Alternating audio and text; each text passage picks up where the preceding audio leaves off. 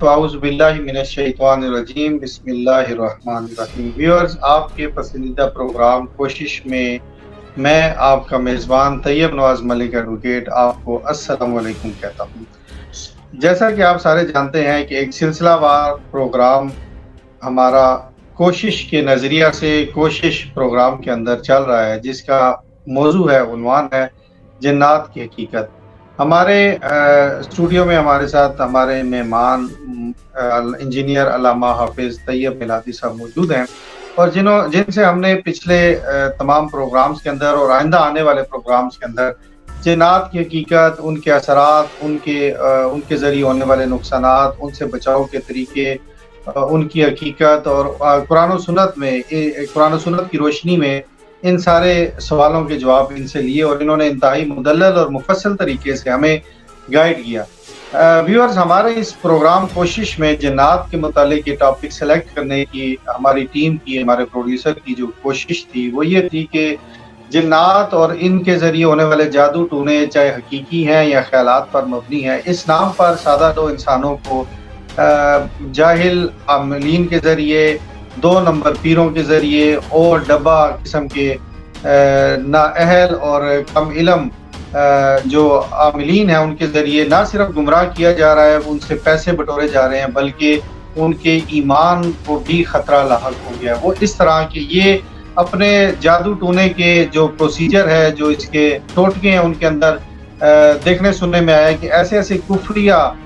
جملے ان سے کہلواتے ہیں کہ جس سے ایک سادہ لو مسلمان اپنے ایمان سے ہاتھ دھو بیٹھتا ہے۔ ویورز، کسی بھی مسلمان کا سب سے قیمتی اثاثہ وہ اس کا ایمان ہے، جس کی بنا پر وہ دنیا و آخرت میں کامیابی کے اوپر پر امید ہے، جنت کا دعوے دار ہے، اور جنت میں جانے کے خواہشمند ہونے کے ساتھ ساتھ وہ اس کلمے کی بنیاد پر یہ یقین رکھتا ہے کہ اللہ تعالیٰ نے کرم کیا اور اللہ تعالیٰ نے مہربانی فرمائی تو بالآخر جنت میں ضرور داخل ہوگا۔ مگر یہ جعلی پیر اور یہ ڈبہ قسم کے عاملین اپنی پیٹ کی آگ بجھانے کے لیے اس انسان کو نہ صرف جہنم واصل کر دیتے ہیں بلکہ دنیا بھی اس سے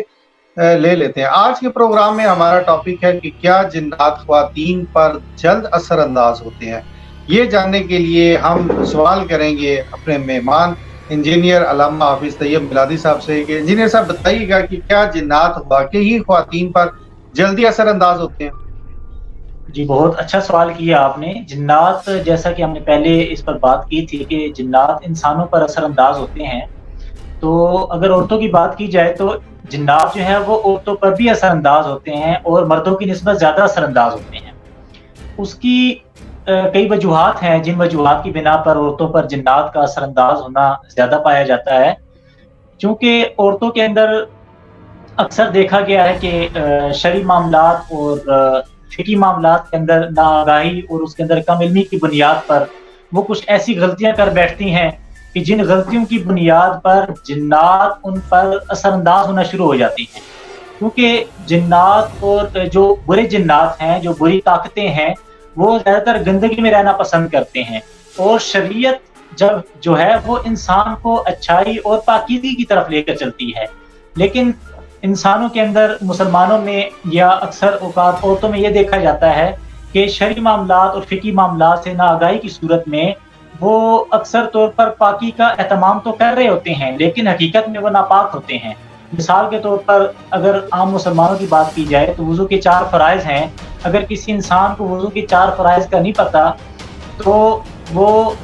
یہ کیسے ممکن ہے کہ وہ وضو کے 4 فرائض پورے کر لے گا اور وہ مکمل طور پر طہارت حاصل کر لے گا؟ یہ ایک مثال کے طور پر عرض کیا۔ اسی طرح سے ہمیں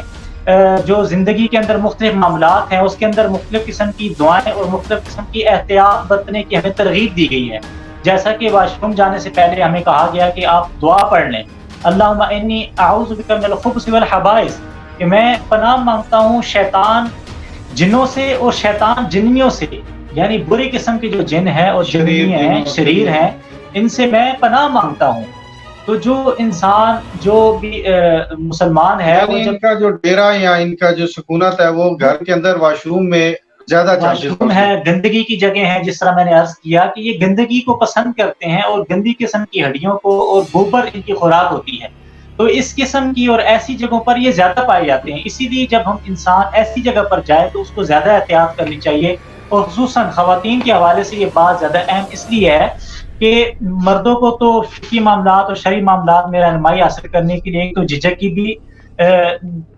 بھی محسوس نہیں ہوتی، اور ان کے لیے وافر مقدار میں علماء مساجد کرام، میں، مساجد مدارس اور میں مختلف اور درس ان کے وغیرہ کا لیے اہتمام وسائل ہے۔ موجود ہیں کہ وہ جمعہ کی نماز میں ایک بہت جمعہ کی بڑی مظاہر گیدرنگ ہے، ہے جی فجر کی نماز کا درس، مختلف جی دروس ہیں۔ تو عورتوں کے اندر اس طرح کے معاملات بہت زیادہ کم ہوتے ہیں، ان کی دروس بھی بہت زیادہ کم ہیں، ان کے اندر جبکہ ہونا ایسا چاہیے کہ عورتوں کے اندر خاص طور پہ اس کا قرآن و حدیث کے درس اور تبلیغ کا سلسلہ ہونا چاہیے، ہونا کیونکہ چاہیے۔ جو نسل کی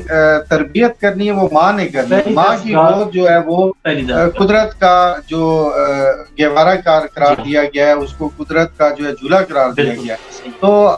اس سلسلے میں آپ نے بالکل بجا ایک پوائنٹ جو ہے وہ ہائی لائٹ کیا ہے کہ ہمیں وہ ڈبہ پیروں کی بجائے اپنے گھروں میں ایسی محفل کا انعقاد کرنا چاہیے، میلاد کی محفل کا انعقاد کرنا چاہیے۔ ان میلاد کی محفل میں درس بیان کرنے والی ایسی مبلغہ، ایسی اسلامی بہن مبلغہ ہونی چاہیے کہ جو عالمہ مبلغہ ہوں، جو کہ میلاد کے اس ٹاپک کے اندر خواتین کو دیگر جو دینی امور ہیں، گھریلو امور ہیں، اس کے اندر قرآن و سنت کی روشنی میں ان کی اصلاح کر سکے۔ جیسے کہ آپ نے یہ اللہم انی اعوذ بک من الخبث والخبائث ایک چھوٹی سی دعا ہے اور اتنی امپورٹنٹ دعا ہے کہ اللہ میں پناہ چاہتا ہوں تیری شریر جنوں، خبیث جنوں اور جنیوں سے۔ تو اسی سے اگلا کنیکٹڈ جو سوال ہم آپ سے کرنا چاہتے ہیں، ویورز کی دلچسپی اس پروگرام کے اندر بہت زیادہ بڑھ رہی ہے اور ہمیں مختلف فون کالز کے ذریعے یہ اپریسیشن مل رہی ہے کہ ہم نے بہت اہم ٹاپک کو چنا، اور اس ٹاپک کو اس لیے ہم نے چنا، ہماری کوشش کی ٹیم کی کوشش یہ تھی کہ ہم لوگوں کے ایمان کو بچانے کے لیے ایک عملی کردار ادا کر سکیں۔ ہمیں اپنے ویورشپ سے، ویوز سے اور پروگرام کو ہٹ ہونے سے کوئی سروکار نہیں ہے۔ ہمارا سروکار یہ ہے کہ ہم لوگوں کے ایمان کو بچانے کے لیے آج کے اس پرفتن دور میں اپنی کیا کوشش کرتے ہیں، کیا کوشش کر رہے ہیں۔ علامہ صاحب، ہم یہ جاننا چاہیں گے کہ آپ نے بجا فرمایا، ہم مزید ذرا سا اپنی اصلاح کے لیے جاننا چاہیں گے کہ کیا جنوں کا عام گھروں کے اندر سکونت کے امکانات ہیں، یعنی وہ عام گھروں کے اندر بھی رہتے ہیں، عام انسانوں کے گھروں میں؟ بالکل، جنات جو ہیں وہ انسانوں کے گھروں کے اندر سکونت بھی اختیار کرتے ہیں اور وہاں پر رہتے بھی ہیں۔ اس طرح کی جو جن ہیں جو گھروں کے اندر سکونت اختیار کرتے ہیں، ان کو عوامر کہا گیا ہے۔ حدیث مبارکہ موجود ہے، غالباً حضرت ابو سعید خدری رضی اللہ تعالیٰ عنہ سے روایت ہے کہ وہ جو مدینہ شریف کے اندر مکان تھے، تو آپ فرماتے ہیں کہ لوگوں کے گھروں کے اندر جنات موجود ہوتے ہیں، وہاں پر سکونت اختیار کرتے ہیں۔ تو آپ صلی اللہ علیہ وسلم نے انہیں قتل کرنے سے منع فرمایا ہے، فرمایا کہ جب کسی کے گھر میں جن موجود ہوں تو وہ اس کو، اگر وہ مسلمان ہے تو وہ تو اس کو نقصان نہیں پہنچائیں گے، اگر وہ اس کو نقصان پہنچا رہے ہیں تو آپ سمجھ جائیں کہ یہ خبیث جن ہے، یہ شیطان جن ہے، یہ کافر جن ہے۔ تو آپ نے فرمایا کہ اگر کسی کے گھر میں سکونت اختیار کر رہے ہیں جن، تو وہ پہلے اس کو 3 مرتبہ اس کو جانے کا کہے کہ تو یہاں سے چلا جا، اس کو 3 مرتبہ مہلت دے دے۔ پھر بھی اگر وہ اس کے کہنے پر نہیں جاتا تو پھر اس کا مطلب یہی ہے کہ وہ شیطان جن ہے، پھر اس کو آپ قتل کر دیں۔ بہت بہت شکریہ انجینئر علامہ حافظ طیب میلادی صاحب، آپ نے پے در پے اتنے پروگرامز میں ہمارا ساتھ دیا اور مسلسل ہمارے ابھی اس سلسلے کے کچھ پروگرام باقی ہیں۔ ویورز، میں ایک بار پھر آپ سب کا مشکور ہوں، اپنی پوری ٹیم کی طرف سے علامہ صاحب کا مشکور ہوں کہ جنہوں نے اس اہم موضوع کے اوپر ہمیں سنا اور سنتے جا رہے ہیں، اور جو کال اور میسیجز کے ذریعے ہمیں اپریسیشن مل رہی ہے اس سے ہم بخوبی اندازہ لگا سکتے ہیں کہ ہماری یہ کوشش اللہ تعالیٰ کے یہاں کتنی مقبول ہو رہی ہے۔ کیونکہ ہم نے دیکھا کہ اگر ہم اندرون شہر کسی بھی گنجان آباد علاقے میں جائیں تو دیواریں بھری ہوئی ہیں ان جملوں کے ساتھ کہ جی ہر قسم کے جادو کا توڑ، جنات کا توڑ، عملیات کا توڑ، چند سیکنڈز میں، چند منٹ میں، ہفتوں میں۔ در حقیقت وہ لوگ صرف انسانی جذبات، انسانی احساسات اور انسانی سائیکی کے ساتھ کھیل رہے ہیں۔ وہ 20 قسم کے پرابلمز ایک انسان کو بتا دیتے ہیں اور اس میں سے کوئی 2 ہٹ کر دیتے، تو انسان چونکہ عقائد میں کمزور ہے، توکل علی اللہ پر کمزور ہے، تو وہ اس کا گرویدہ ہو کر اپنا مال، اسباب اور اس کے ساتھ ساتھ ایمان ضائع کر بیٹھتا ہے۔ کل اسی سلسلے کے اگلے پروگرام میں حاضر ہوں گے۔ کل تک کے لیے اجازت دیجیے گا۔ اپنا، اپنے اہل و عیال، عزیز و اقارب کو بہت خیال رکھیے گا۔ السلام علیکم۔ پاکستان زندہ باد۔